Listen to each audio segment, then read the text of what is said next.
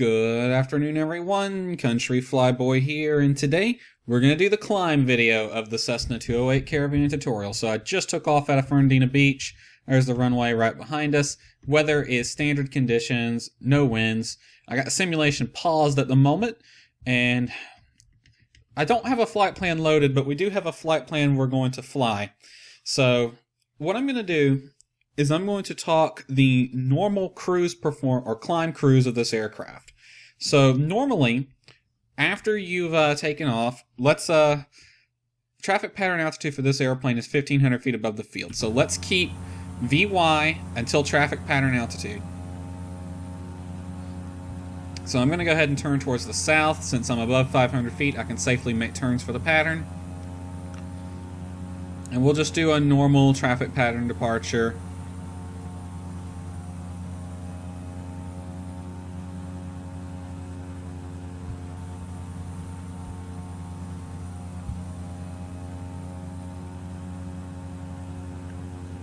Alright, I'm going to follow the coastline a bit. There's 1,500 feet. That's traffic pattern altitude for this plane. We can safely head off in a different direction now. So I'm going to turn towards the south. Now that we're above traffic pattern altitude and we're starting to move away from the airport, we'll give our last call to CTAF if we were on online saying we're leaving the area, last call. And now's when we would switch over to a different frequency if we wanted to get flight following. I'm not going to be using flight following today, but now is the point when we would set up for cruise climb. So the en route cruise climb checklist is ice protection as required. Probably it would already be set for takeoff, but if you need to change anything, ice protection is first thing on the list. So icing condition stuff right down here, by the way. If we look at over real quick, we have pitot-static heat. Let me turn cabin light on. We have a stall heat. We have a wing light. We also have boot pressure, prop, and a bunch of other stuff. So the wing light, as you might, what is that? Oh, it's an aircraft carrier. The wing light, as you might imagine, will flip on a light outside so we can actually look on our aircraft wing, which we can't really see from this view. We would have to sort of lean our head forward with the key commands to see it. So the clear day, standard conditions, we don't need any anti-icing equipment today. Pitot-static comes on if the temperature is below 4 degrees Celsius. Airspeed for climb, anywhere between 110 to 120. So from where we are right now, this mark here, the last, it's 125, right there. So these last 4 marks of the top of the white arc is the normal climb speed for cruise. Propeller adjust 1600 to 1900 RPM. Torque set within limits, ITT, NGG, or NG and torque limits. ITT no greater than 740 degrees Celsius for normal operations. So I want to talk real quick. Normally maximum climb power is maintained during the climb to cruise altitude, and you adjust the power lever as required to prevent exceeding either 1,865 foot-pounds of torque and a maximum climb ITT of 765 degrees Celsius, or a maximum climb NG of 101.6, whichever occurs first. So verify we are below 1,865. There's 116, 17. So you want to bring your torque back to be below this first red line right here. That's the takeoff torque. It should automatically come back by itself as you climb up in through the pattern, but you need to bring this back so that it's not above that red line. That top red line there is your maximum for climb. Maximum temperature or ITT is 765. So 765, that's 800. You want to keep it in the green arc, basically. See where this green arc ends? That's 760. You want to keep it into the green arc there. And a maximum climb NG of 101.6. We are below that. So you never want to exceed those three. Again, 1865 on the torque, ITT 765, or 101.6 on the NG. So now climb itself, you can actually bring the prop back in the RPMs. However, Remember, back with the Cessna 182, proper power adjustments have to be done. If you're reducing throttle, you do throttle first, i.e. the power lever, then the prop. But if you're increasing, you do prop first, then throttle. All right? That's vitally important in this plane because as you bring the prop back, the foot-pounds will go up. So I'll demo this real quick. So let me flip the cabin light back off. We don't need that. Why did the cabin light? Oh, I flipped the wrong switch. Alright, so we'll continue climbing. I'm going to reduce throttle first. I'm going to bring it back just a little bit. I don't need to bring it back much for a normal cruise climb. I'm also going to adjust pitch and get us to about 120 to 110 knots. So I've throttled back to just shy of 1500 or just above 1500. I'm going to use the Control F2 key command to bring the prop back. Let's set it at about, that's 1800, 16, 17, yeah, 1800 on the prop. And as you saw, my foot-pounds were increasing as I did that. So when you bring that prop back, your foot-pounds will increase. Now I'm going to readjust the prop power lever to give us a little bit higher foot-pounds. I'm going to pitch and trim for 1,000 feet per minute. Try to get us to within 110. And this is normal climb right here. This is cruise climb. 100. You want to pitch and trim to maintain a speed of 110 to 120 knots and a vertical speed no less than 500 feet per minute. Now we're climbing above 3,000 now, about 3,400. In Cessna 182, 172, this would be when you'd start bringing the mixture out. But remember, turbine engine. There's no mixture control on here. So leave that thing in high idle. Alright, and we just follow our procedure for departure or get on course, whatever we need to do. We're VFR today, and I don't have a flight program, but I know where I need to go. So I'm going to turn towards the west now, towards my first waypoint. And I know I need to pass over Jacksonville International Airport, which I saw off my right side. We're above 4,000 feet, so I don't have to contact approach. So what I'm going to do is I'm going to fly us right towards JIA, which is right there. When we pass over JIA, I'll turn on a course of about 246, which I've already set the CDI to. We'll fly 246, and my first waypoint is the city of McClenny, just to the west of Jacksonville. Alright, so as we're climbing, I want to talk another thing you need to know. At lower altitudes and cool outside air temperature, anything below 10,000 feet really, the engine will reach its torque limit before it reaches ITT or NG limit. That's completely normal.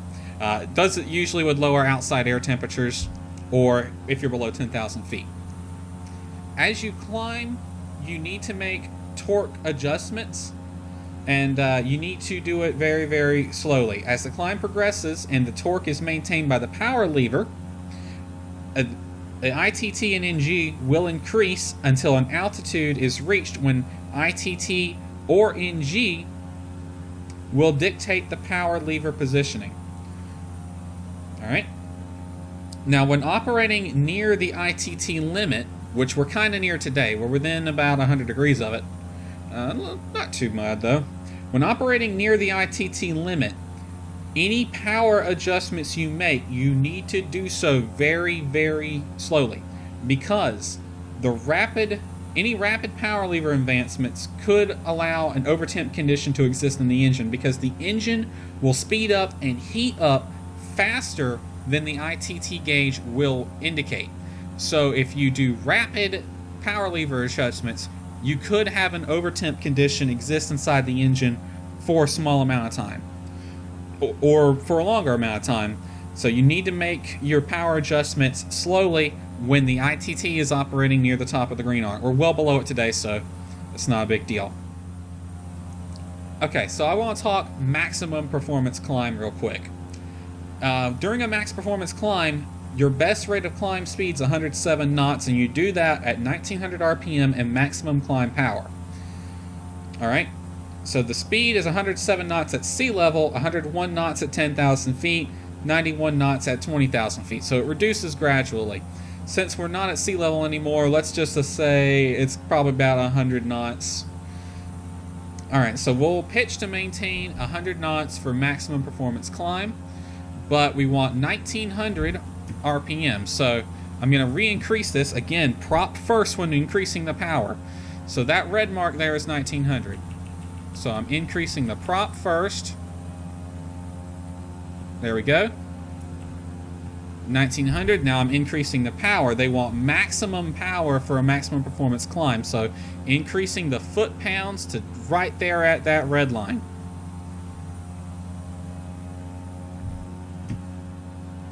Next, I'm going to pitch up. I want to maintain 100 knots. And what I'm doing is maximum performance climb.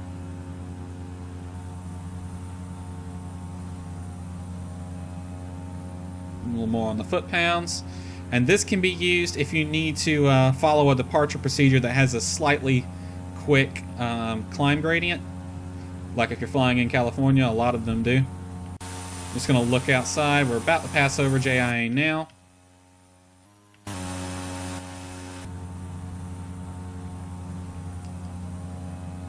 Alright, so maintaining 100 knots, passing about 9,000 feet, and you notice I'm getting a much higher climb right now by maintaining maximum climb. And we're still performing fine. Both NG and ITT are well within limits. I just got to watch my foot-pounds and my prop.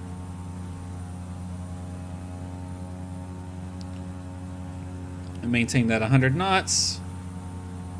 Coming up on 10,000 feet, the speed is 101 knots at 10,000 feet and 91 knots at 20,000 feet. So about 15 knots, it'll be around 98 or so. Or 15,000 feet, 98 knots. And you can see we're maintaining roughly 1,500 feet per minute. Now, a thing you need to note, any engine operations that exceed 740 degrees on the ITT gauge will reduce the engine life. So you definitely need to know that. 740 degrees, the engine life will be reduced. Alright, that's enough with the max performance. I'm going to put us back in regular. So I'm going to bring my torque back to 15. Your power setting on torque for a normal climb doesn't really matter as long as it's below red line, but you don't want to pull it back too much because the aircraft can lose some speed as it if you pull the power back a lot. Alright, that's the interchange with I-95 and I-295 right there. We're probably right over JIA. GPS indicates we are, so I'm going to go ahead and turn on course, 246. Go ahead and bring my prop RPM back to 18. There we go. And we'll just settle back in for the normal climb.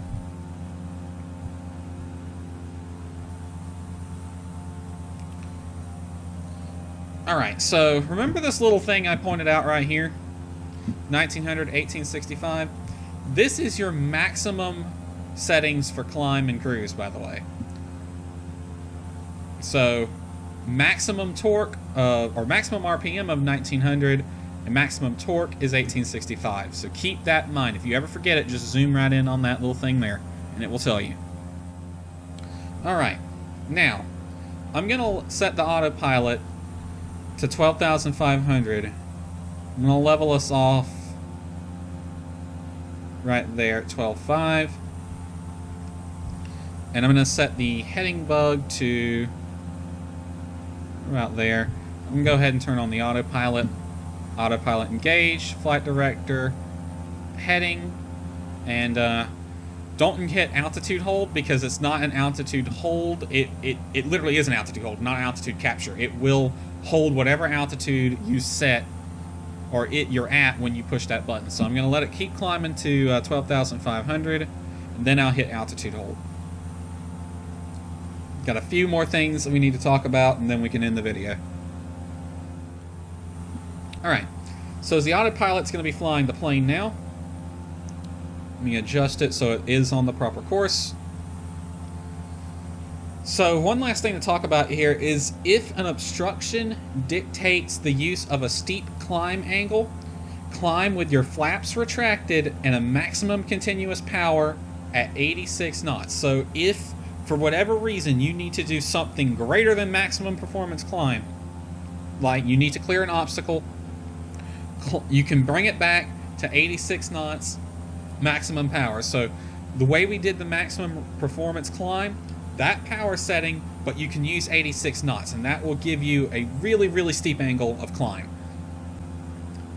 The maximum performance will give you the most altitude over a given distance, except for max angle, like we just discussed here. But the normal performance climb will give you the most altitude over a given amount of time. So it's basically, do you want to hit your cruise altitude in a shorter distance or a shorter time, basically. Now there's one last thing I want to talk about. Actually, two last things. One of them being the maximum cruise altitude of this airplane, which is 25,000 feet, or flight level 250. Come on, brain. So that is the maximum ceiling for this airplane, 250. The other thing is this knob right up here. This is your oxygen regulator, and this will... Hold on a second.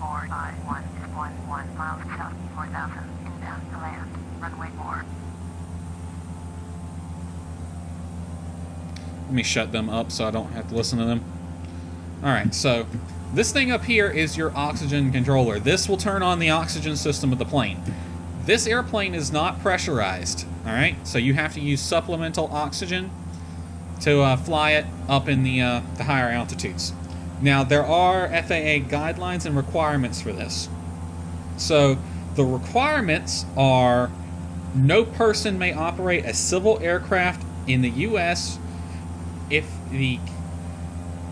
No person may operate a civil aircraft of UF registry at a cabin pressure altitude above 12,500 up to and including 14,000 feet unless the required minimum flight crew, one person, one pilot on this airplane, is provided with and uses supplemental oxygen for that part of the flight at those altitudes that is of more than 30 minutes. Now what that means is, yes, I'm at 12,500 right now and I should have my oxygen on, but if I don't plan on being up here for more than 30 minutes, between 12,500 and 14,000, I don't need to turn this on.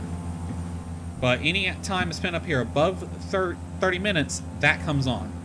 Now, at a cabin pressure altitude above 14,000, again, this airplane's not pressurized, so the cabin pressure is going to match whatever the outside air pressure is.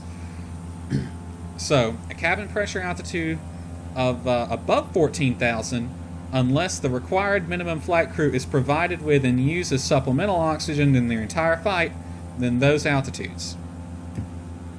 So, we can't operate it above 14,000. We got to have this on if we were above 14,000, and you can see the gauge speeding up there. This tells us how much oxygen we have. Oxygen, supply pressure, made in USA, 15. So we're in the green. Don't want to see it drop below green. If it drops below green, then we need to get down below 12,500 or 14,000 at least. Number 3 is a cabin pressure altitude above 15,000 unless each occupant of the aircraft is provided with supplemental oxygen. So a quick translation: 12,500 to 14,000. If you're there for more than 30 minutes, then you need to use oxygen. If you are above 14,000 but not above 15,000 for any amount of time, you use oxygen. If you're above 15,000, now both of those are for the minimum flight crew, by the way. If you're the pilot, i.e., if you had a co-pilot, he may not have to need the oxygen. But any amount of time spent above 15,000 feet, everyone on the plane gets oxygen. This is a cargo plane, so there's only 2 people. So that's a thing to keep in mind, the oxygen requirements. You need to have the oxygen on when you're above 12,500 for more than 30 minutes, or above 14,000, or above 15,000 if you have passengers. Yeah, pretty much. That's the translation.